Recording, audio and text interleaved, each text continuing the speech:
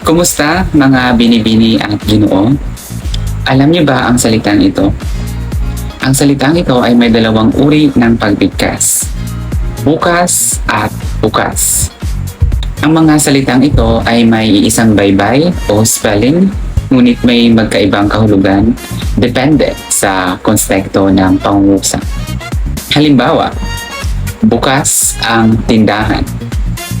Sa pangungusap na ito, ang salitang bukas ay nangangahulugang open o hindi sarado. Inilalarawan nito ang kalagayan ng tindahan. Pangalawang halimbawa, bukas tayo aalis. Ang salitang bukas sa pangungusap na ito ay nangangahulugang tomorrow o sa susunod na araw. Ipinapakita nito kung kailan mangyayari ang pag-alis. Isa lamang yan sa mga araling ating pag-aaralan.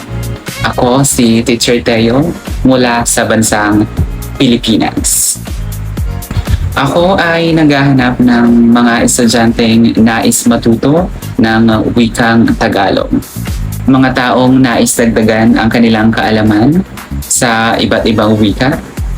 Mga taong nais magnegosyo sa Pilipinas. Maaari ding mga taong nakapag-asawa ng isang Pilipino. Alam ko ay kayo'y naghahanap ng isang gurong mapagkakatiwalaan at maaasahan sa inyong pag-aaral ng wikang Tagalog. Kaya't halina't pag-aralan natin ang iba pang mga salita, mga titik sa alpabeto, patinig at katinig, pati na rin ang tamang pagbigkas ng mga salita.